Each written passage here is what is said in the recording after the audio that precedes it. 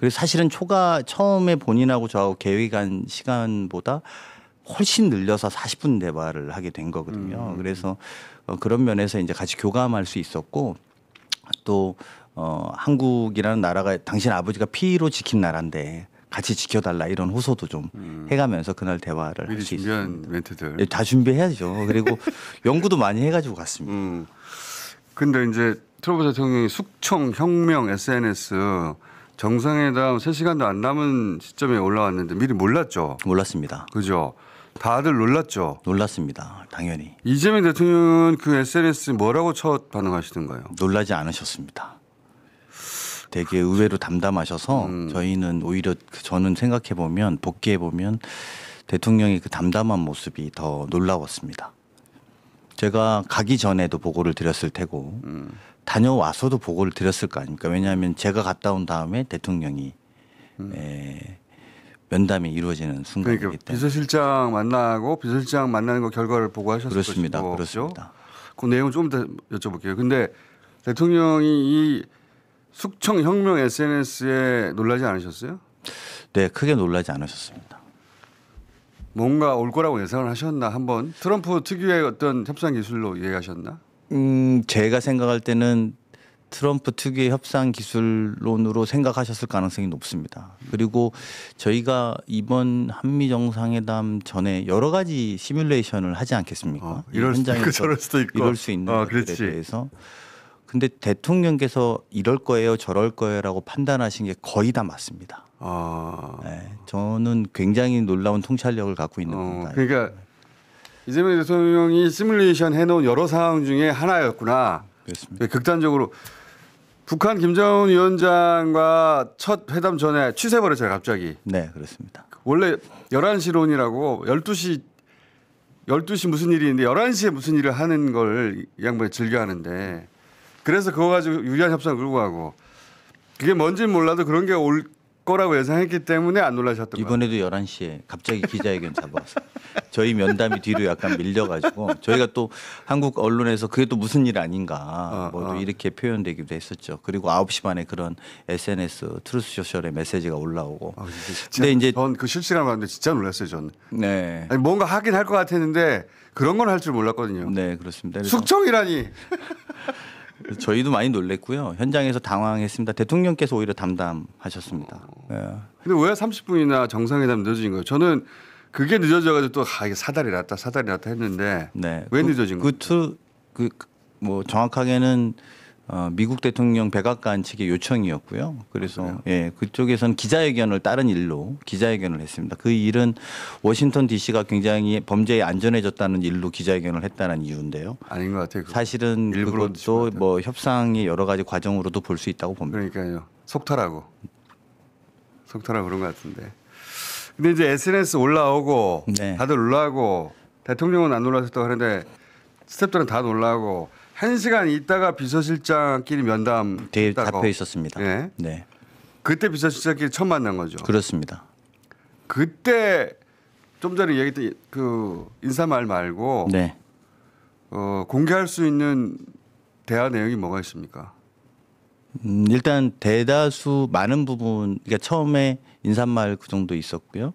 그다음에 한국에서 지금 일어나고 있는 압수수색은 이재명 정부나 우리 행정부가 주도한 일이 아닌 것을 SNS에 설명하고 네, SNS 관련해서 그러니까 이런 오해가 있었으면 안 되겠다. 한국에서 지금 일어나고 있는 여러 가지 압수수색에 관련된 일들은 한국 정부 이재명 정부가 한 일이 아니고 국회가 결정하고 특별검사 제도를 통해서 진행하고 있는 것이었다. 그래서 우리가 그거에 대한 고난이 없고 오해하지 않았으면 좋겠다라는 것을 차분하게 말씀을 드렸는데 처음에는 우리 충청도 사투리로 알았슈 약간 이런 느낌이었어요. 네, 그래요. 의뢰하는 얘기가거니. 네, 그래서 사실은 나오기 직전에 이제 뭐 사진도 찍어야 되고 뭐 이럴 거 아닙니까? 잠깐 사진에도 한번 찍는 시간을 가질 때 그때 다시 한번 요청합니다. 그래서 그 상황에 대해서 대통령에게 꼭 좀 보고를 해달라. 제가 이렇게 요청을 했고 보고하겠다고 답변을 그때 했습니다. 그래서 그때 제게 좀 마음이 그때도 뭐 사실은 불안한 상태였죠. 그러니까 다른 얘기도 하셨겠지만 그 SNS에 대한 대화도 나누셨네 당연히. 물론입니다. 네. 두 번이나. 대통령 오해 좀 하시는 것 같은데 그건 그게 아닙니다라고. 오해 좀이 아니라 오해입니다. 정확하게 네. 이렇게 네. 말씀을 드려야 되는 상황이었고 왜냐하면 이런 걸로 인해서 실제로도 저는 뭐 이게 물론 그게 거래의 기술이라고 생각할 수도 있겠지만 저는 불안한 그렇죠. 사람이었고 혹시나 그 기운으로 정상회담이 되는 거에 대해서 저는 매우 우려하고 있었던 상황입니다. 거래 기술이라 하더라도 이재명 대통령이 그거를 잘 처리해서 넘어가야지. 그죠?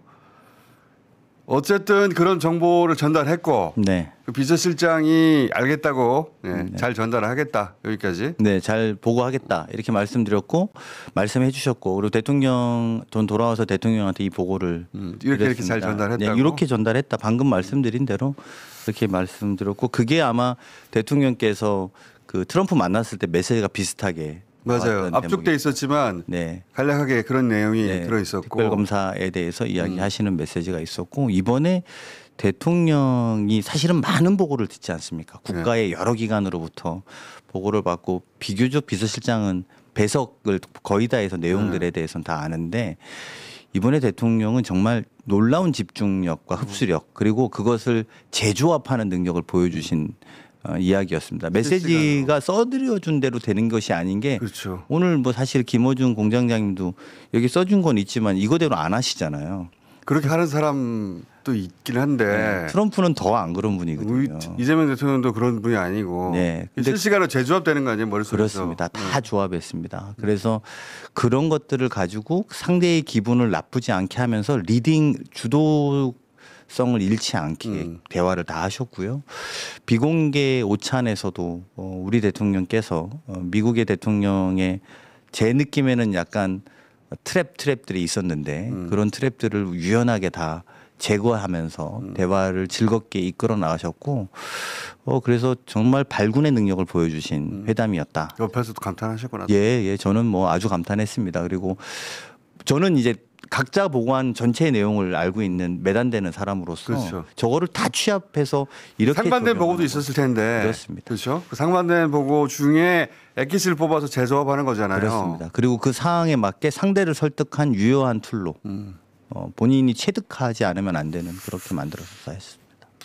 근데 트럼프 대통령도 사실 그 자리까지 갔다면 그 능력이 있다고 봐야 물론입니다. 되는데 그 제가 이제 그걸 느낀 게 어떤 기자가 숙청 어떻게 할 거냐 걱정되지 않냐 외치고 처음 만났을 때 그러자 트럼프 대통령이 이재명 대통령한테 귓속말로 저 가짜 뉴스야. 백신뉴스라고 하죠. 예, 요거 영상 잠깐 보시죠.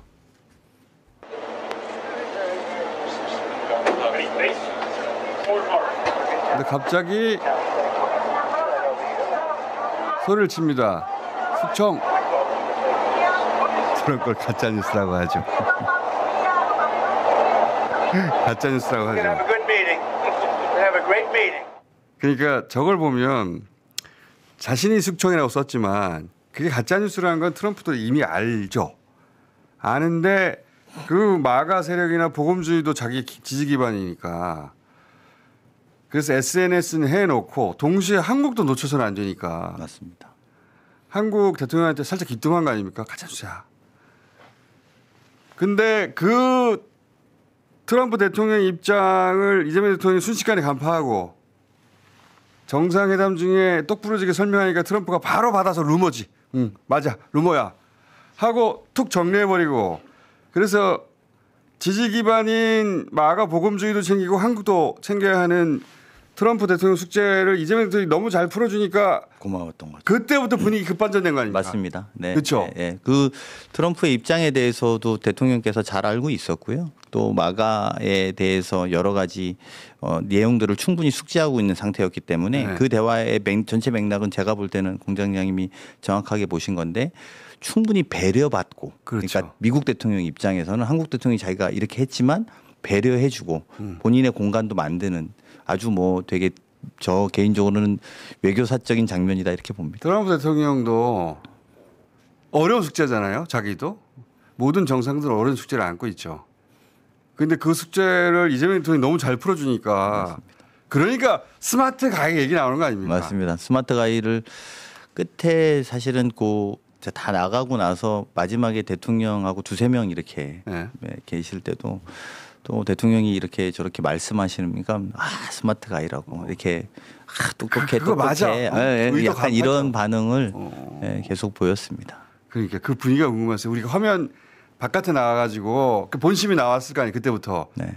당신 잘했다고. 네. 내 말귀를 정확하게 알아들었어. 똑똑해. 네. 이런 분위기였던 거죠. 그리고 대통령도 그 사실은 되게 모든 거를 흡수하고 모든 걸 다 리딩한 느낌입니다. 이렇게 딱 달라붙어서 그거 이렇고 저렇고 압박하는 실시간으로. 느낌으로 그 대화에 다 나오면 바로바로 이렇게 쳐나가면서 주거니 받거니 잘 하더라고요. 잘하셨습니다. 아주. 근데 궁금한 게 몇 가지 있는데 저 영상 하나 들어봐 주세요. 그 끝나고 이제 사인하러 가잖아요. 네. 이게 처음입니다. 끝날 때가 아니라 입구에 들어갈 때입니다. 아 그래요? 네. 그러면 저렇게 빼주는데 저기서 화면이 끝났는데 저기서 대통령이 앉지 앉지를 않았어요. 않아요. 네. 제가 트럼프 대통령이 다른 정상 만나는 거 많이 봤거든요. 제가 외국에 관심이 많아가지고 저렇게 빼주는 경우도 드물어요. 트럼프 대통령이 자기 감정이 확 드러나는 사람이라 안 빼주고 아예 안 들어오거나 안 빼주는데 빼주는 사람 몇 명 있었어요. 근데 이제 빼주면 앉게 되잖아요. 그 다른 대통령들은 다 앉았거든요. 서서 서명하는 건 내가 처음 봤는데 네. 왜 저렇게 하셨대요? 대통령 제가 따로 여쭤보지는 않았습니다. 다음에 출연하게 되면 여쭤보고 꼭 갖고 올게요. 물어봤어요. 예. 근데 대통령이 이번에 정상회담 모든 장소에서 의자 끝에 걸터 앉았고 허리를 그러셨더라고. 허리를 꼿꼿하게 꼿꼿이 서가지고. 사게 세우고 있었습니다.